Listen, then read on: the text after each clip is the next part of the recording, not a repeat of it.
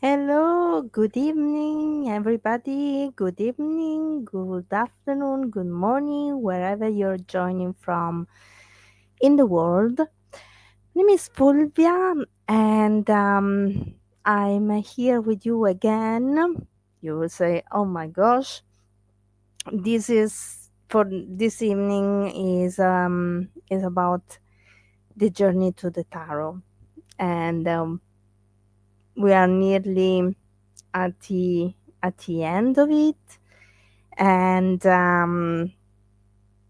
for me, it has been a beautiful experience. I'm really hello, good afternoon. Just before I start, otherwise, hello, Tracy. Good evening, Tracy, and Cornelia and Christina. Thank you for joining the live, and Tiffany.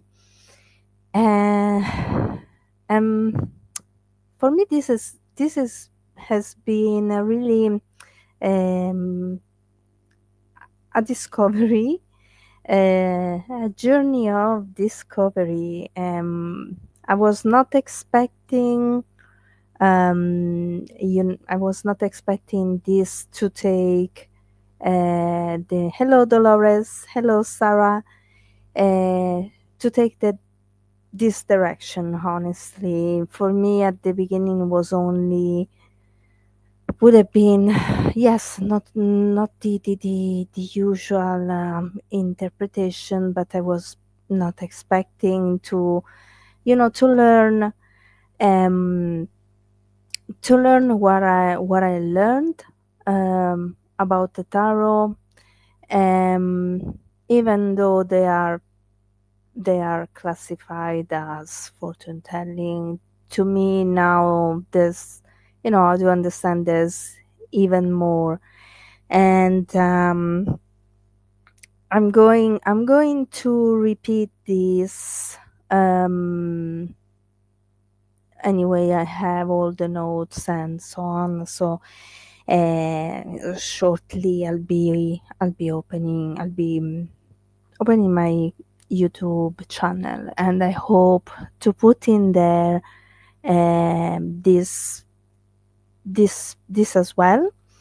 Um, I want to refine it a little bit. Um, okay, last week. Now let's make it a start. Otherwise, I'll turn my eyes as it and the hour is finished. Last week we were talking about.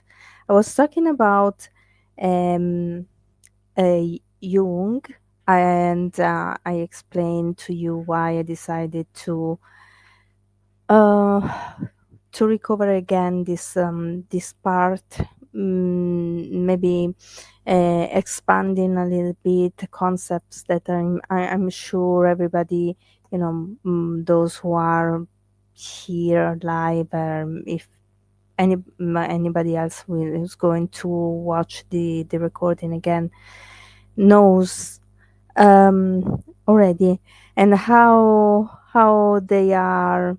Maybe this part is not very much relevant, but knowing a little bit of this can also help um, in a reading, because all the knowledge, all the knowledge that we put in our mind, in our subconscious mind, and when we are either we are doing a psychic reading, or even oracle card reading, or if we are using the tarot, um when it comes to read intuitively, we intuitively feel certain things, and if we don't have the references, we can't um, give an interpretation. So these things are important too, and everything that we learn, it's for our benefit, and nothing is. is wasted.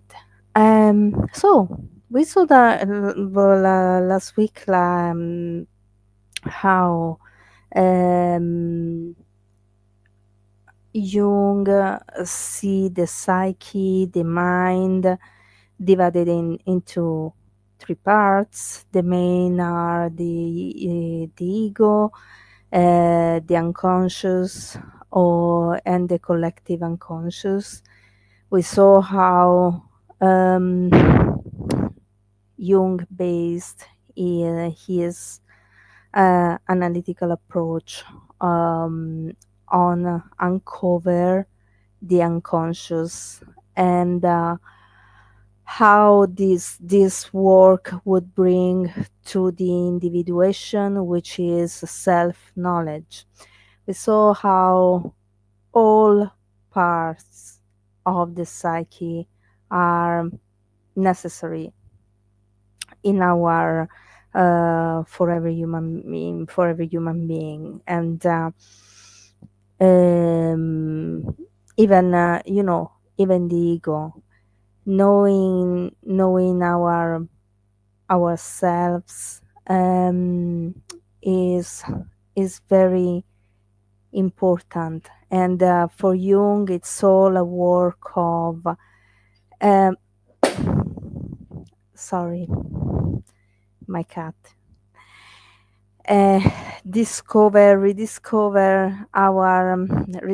ourselves, and even the parts, being aware of even those parts of ourselves that we don't like, that we are ashamed of, that we don't want other people to see.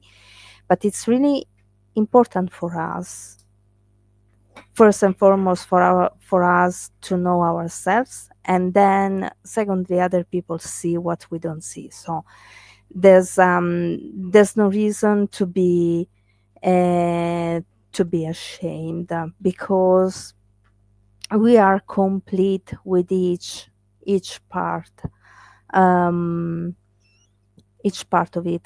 Jung says this, that we are complete. Hello, Naimira.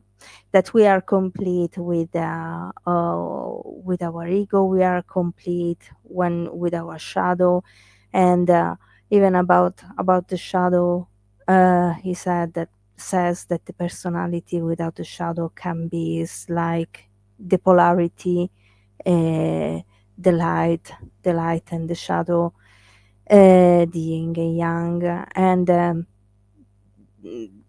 this is goes for we saw with also the sorry, just a second.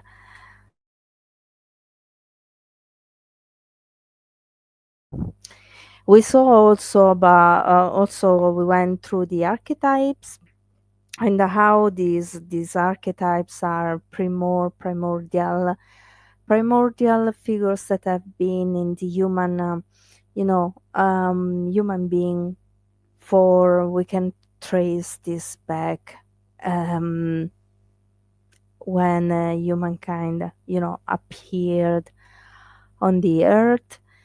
And we have this still in ourselves, is the really the primordial part of ourselves. Jung defines the 12 archetypes, and then there are sub archetypes from these 12, and the nature archetypes as well. And all of them are very relevant to um, let's say those archetypes gave us um, a knowledge of ourselves, um, of a personality trait that we don't um, that we are not aware of. And Jung gave a definition for the 12, the first 12, the nature archetypes, and then There are sub archetypes from the first 12.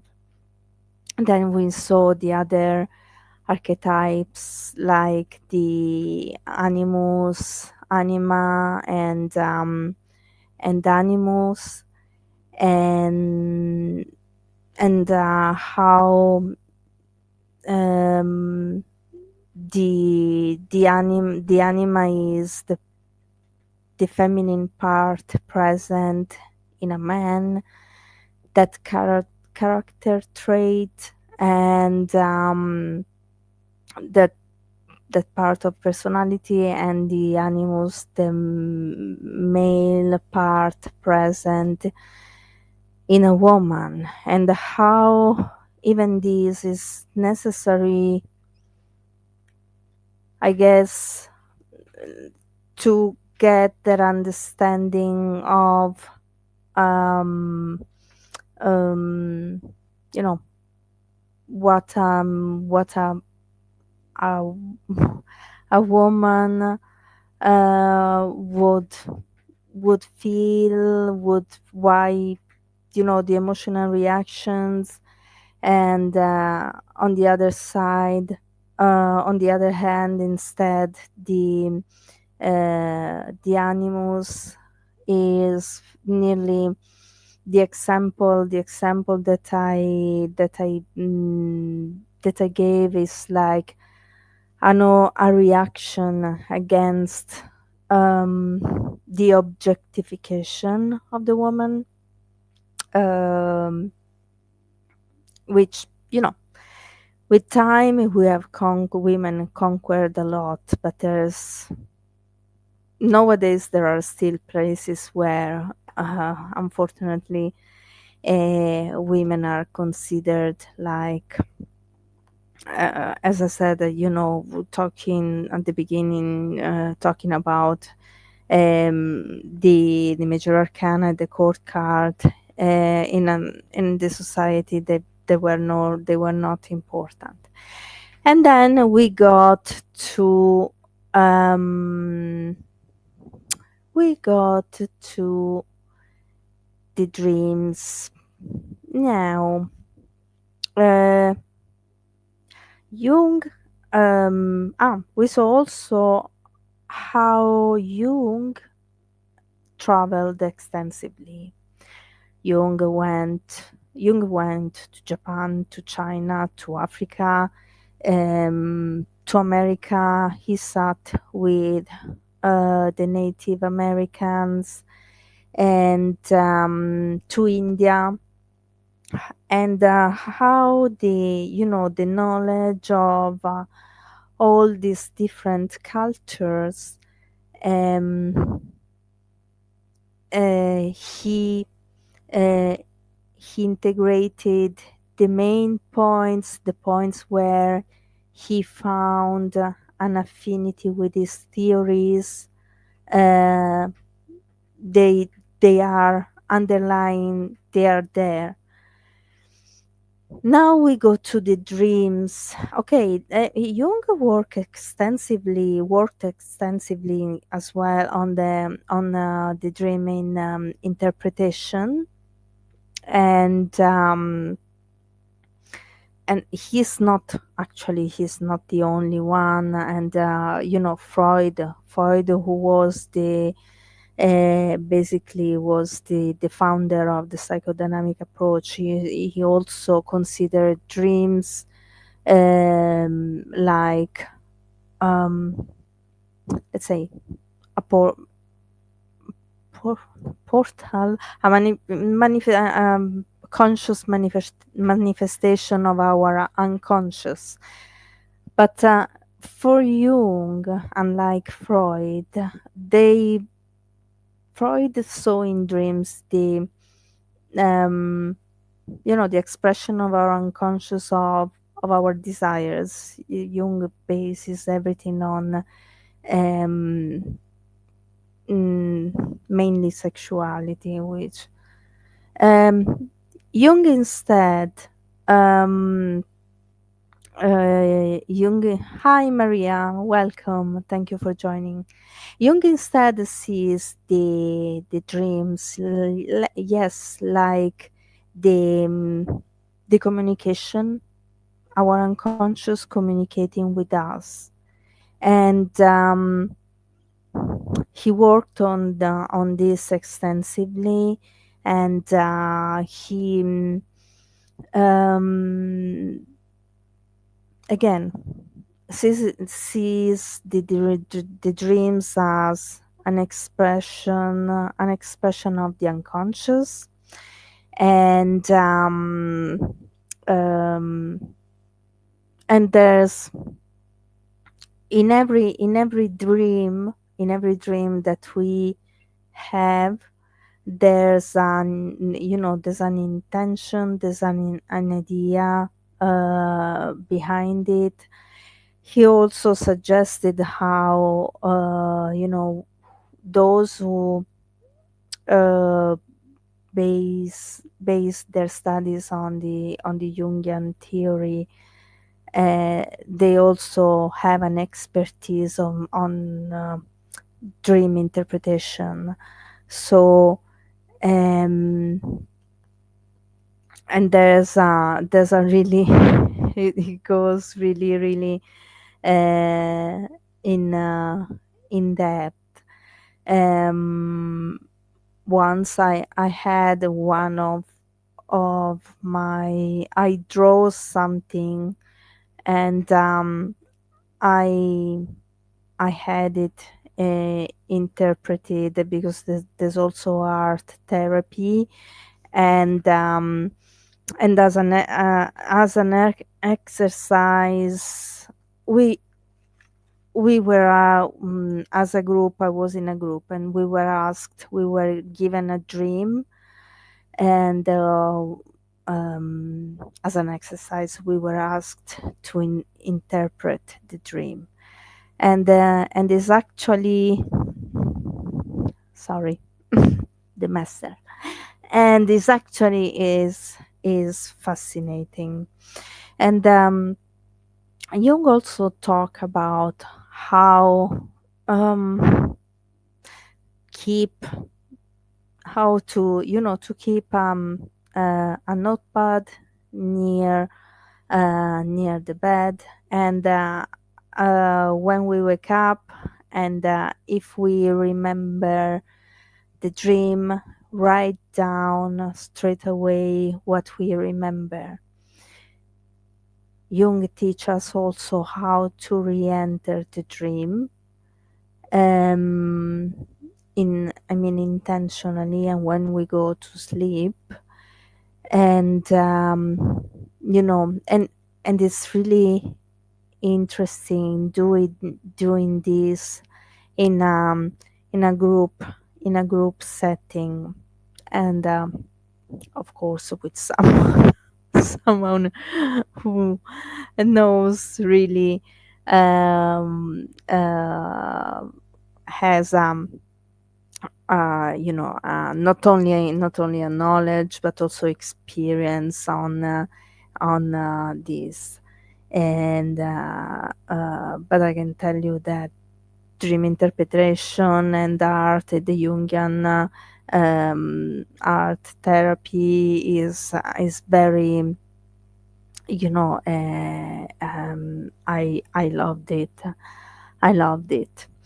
So let's see. Um, and and it's when we dream that our unconscious comes. Our conscious mind, um, let's say, sleeps, and our unconscious comes, so we can have,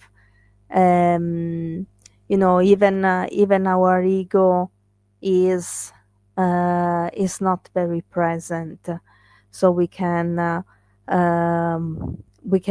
really um, know and interpreting interpreting our dreams, and they can give us clues on um, on the about ourselves, basically. Um, yes, and this is and what Jung writes about a dream. I'm reading this is the dream is a little door in the innermost and most secret recess of the psyche, so of our mind, and opening into that cosmic night, which was psychic long before there was any ego consciousness, and which will remain a psyche no matter how far our ego consciousness might extend. In dreams, we put on the likeness of that more universal, truer, more eternal man dwelling in the darkness of the primordial night. There he is still the whole, and the whole is him, indistinguishable from nature and bare of all egohood. Out of these all uniting depths arises the dream, be it never so immoral. So basically, uh, here Jung is saying that through our dreams we access still that um, that part of our mind which is clouded, um, could be, clouded by the everyday life, the you know our our daily routines, our commitments, our the ego, that is our persona, our personality. So it's just when we are dreaming that this is possible to um, access. And if you think about it, actually, um, the dream state um, could be the the theta state of our brain, and mm, hypnosis and regression is done at that when the brain is at that theta state or alpha, because it's when our brain is at that state, our unconscious can be you know accessed. And so this is a solid um, foundation. This is a solid foundation that Jung gives gives to sorry gives to us. And um, then there are other mm, Jung also talks about projection, and the projection is when we project into someone else something that we don't like. Hi Debbie. We don't like about um, ourselves. um, and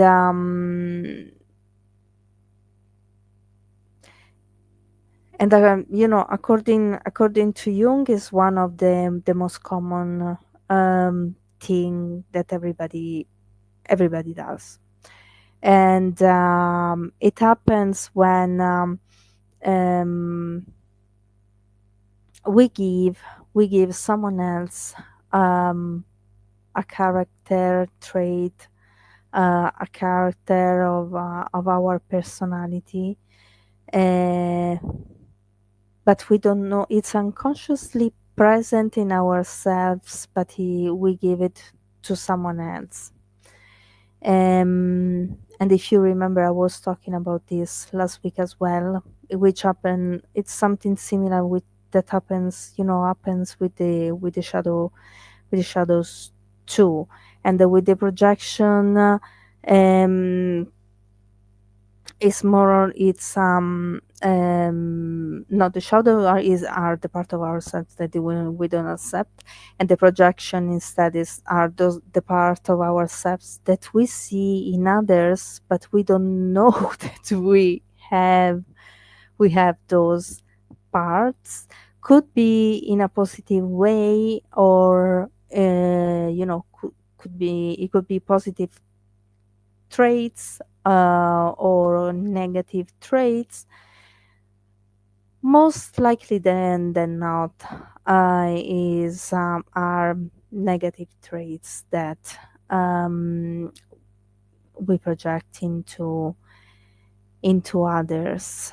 Um, and then we mm, there are other concept other concepts I want to touch quickly upon from Jung, because these are the expression of our creativity, um, mm, and the expression of our creativity and active imagination, um, and and basically there are Jung talks about a different technique to um, activate our imagination, which uh, at the same time allow us to tap into our unconscious. Um, the It's everything, as I said at the beginning, because Jung's work is based mainly on bringing the conscious into the conscious. More or less everything he talks about is related to the relates to the unconscious. Then there we have the concept of the amplification. um, um, and it's this is a little bit there are some concepts and are not easy to explain. And um, for Jung, this concept of the amplification is related to dreams. um, mm, it's like a spreading out of uh, associations, relating, relating to mythology, art, literature, and music. um, um, and it's an elaboration of a dream by by using associations with uh, directed association, and mm, and also with the symbolism of the mythology, folklore, um, history, um, and and so on. I don't know um, if it's really if really clear. Um, and then it comes the concept um, mm, of association, which is um, mm, the liking of the ideas and um, perception that relates to coexistence or opposition. Um, for example, and this is it's something that it's used in um, psychoanalysis. The the free association, it's um, it's a method that used in the Freudian interpretation, interpretation, and it relies on um, ideas that come spontaneously to the dream, to the dreamer, which cannot, relate or or not to can relate or not to the dream. Instead, in the Jungian psychology, are uh, directed or controlled association are used to give the dream um, mm, in a dream. Controlled association are dreamed and are continually referred to, um, and I guess the reason why is this is done is to unravel the meaning of the dream, um, by going back to the meaning, and when we have more information about the dream, there are those points that are already given a meaning. Hello, hello, Doctor Priya. Hi. And then there's the concept of mana, and is a Malaysian word for the power that he is emanating from a human being, um, or also from a spirit. This is see how certain concept from the Hindu, and mm, there's also um, mana is also a concept that it's seen in health, and is sorry. Hi, Ju Pinot. Thank you. I'm not doing readings. Sorry. Um, and it's also, it's also the power to heal. And as I was saying last week, it's a really a primitive concept of psychic energy, because this is seen like, it's basically what we say, our body is able to heal we are able to heal ourselves. And the important is, it's our mind. And when we are, when we focus enough, um, we can heal ourselves. And this is, we find this in the Jung.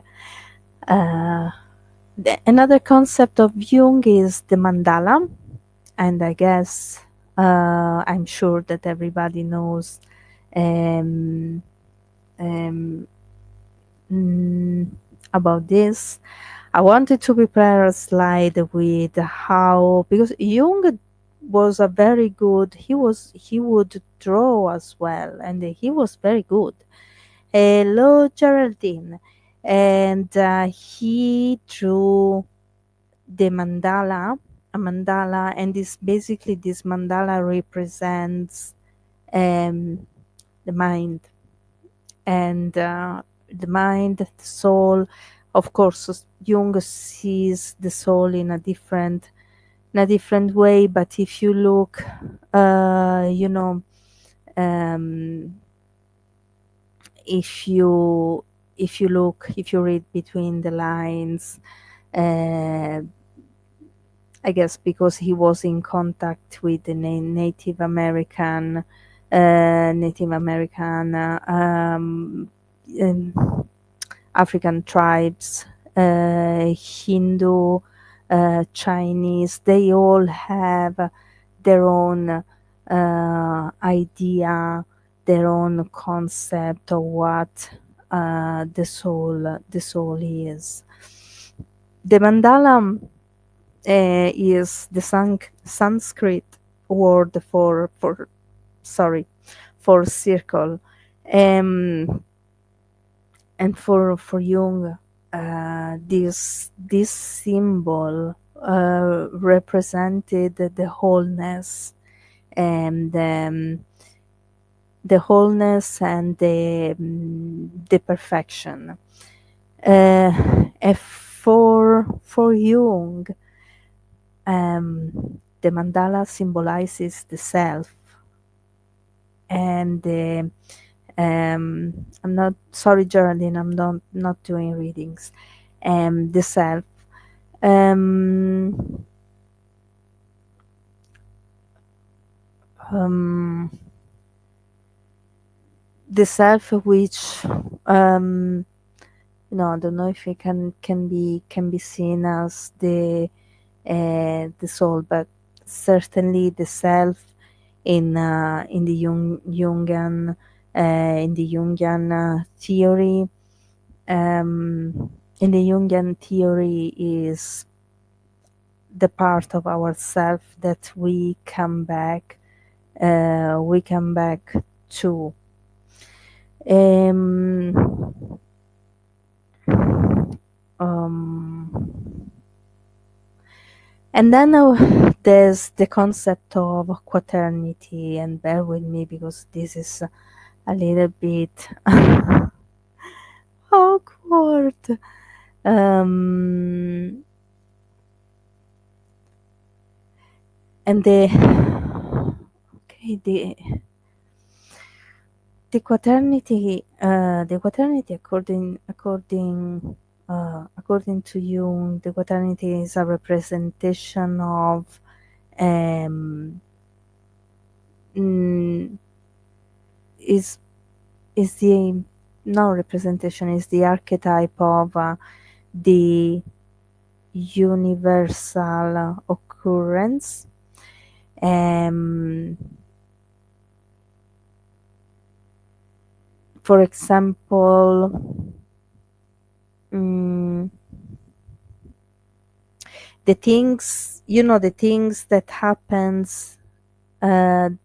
happen in four, um, the four elements, um, the four, Jung talks about also the four prime qualities, the four basic colors, all um, all in four. That's why it's called the quaternity. Quaternity. Um, um, mm, and then there's the concept of the soul, and for this one, I'm going I'm going to I'm going to read it to you, um, because um, it's really interesting how he sees it, and this is what he writes, what Jung writes about the soul. Is okay, is a complex. The soul in for Jung is a complex domain, um, and is also a challenge. But by following her trail, um, we are led um, we are led along a journey of human experience. Um, at once, the name that points to the totality of the human psyche. Psychology, after all, means logos or study and psyche, the soul. The soul is in Jung's personal account and psychological theory is encountered through imaginal figures or soul images of a particular nature. That is, while the soul in the capital letter sense expresses the immeasurable uniqueness of a human being, the incarnation of the vast spiritual cosmos through the vessel of a human life embedded on earth, certain phases of the soul can be experienced directly through attentive inner and outer exploration. These phases or personification of soul mediate our contact with the greater mystery of the personal soul and the even more vast collective unconscious.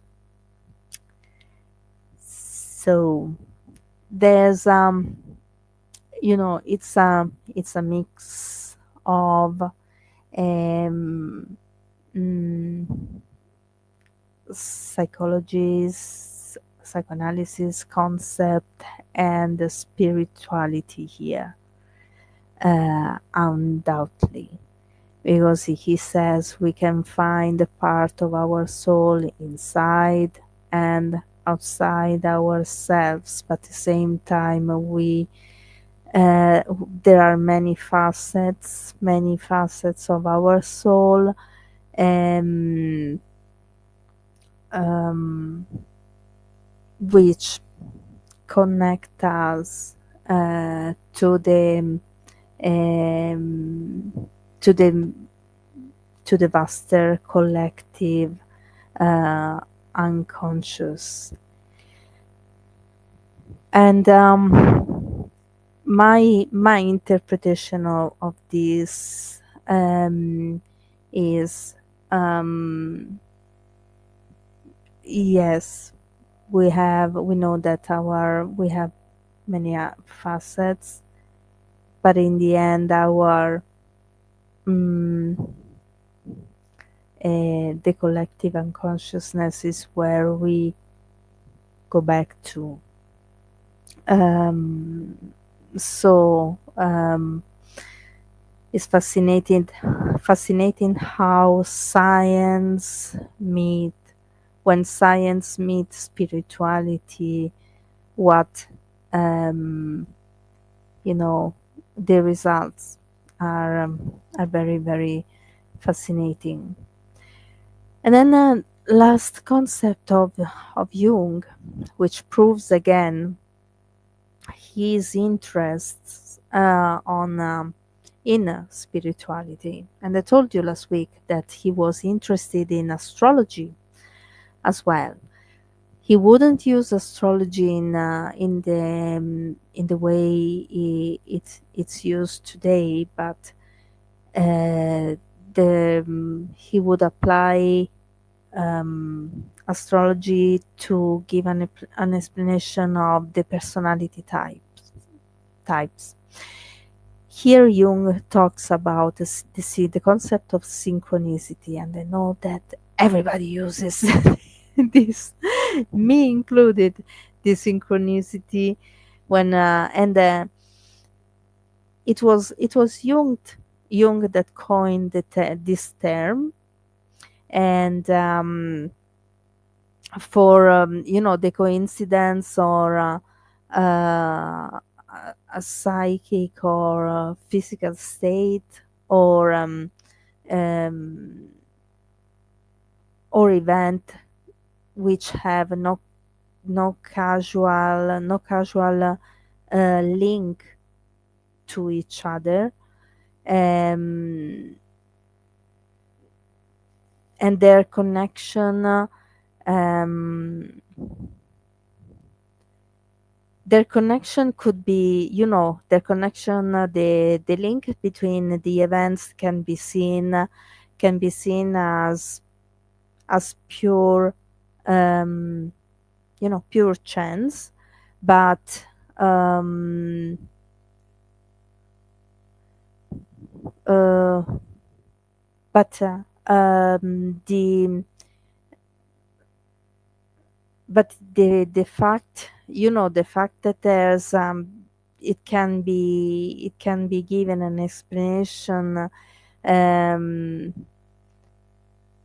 um, the fact that it can be given an explanation is not because the cause is unknown, um,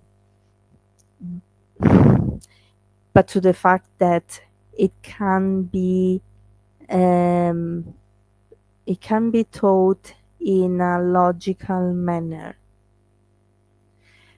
Um, so the events or the synchronicity that happens to each and every one of us, Jung explained them like they are real, can't be explained by the human mind. I can't write down what a synchronicity is, but they do exist. Um, they do exist. So this is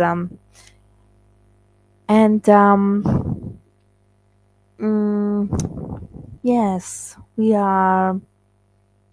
Mm, and as you know, he was the first one who gave the personality types, described the personality types like the introvert and the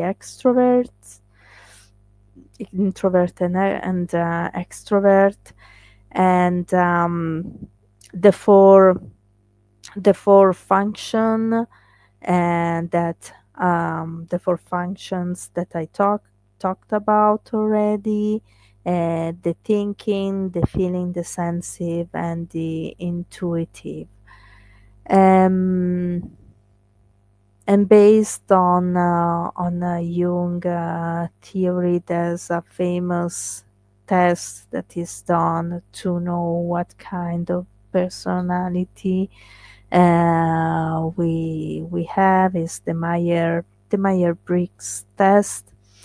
Uh, it's quite yeah, it's quite interesting doing it.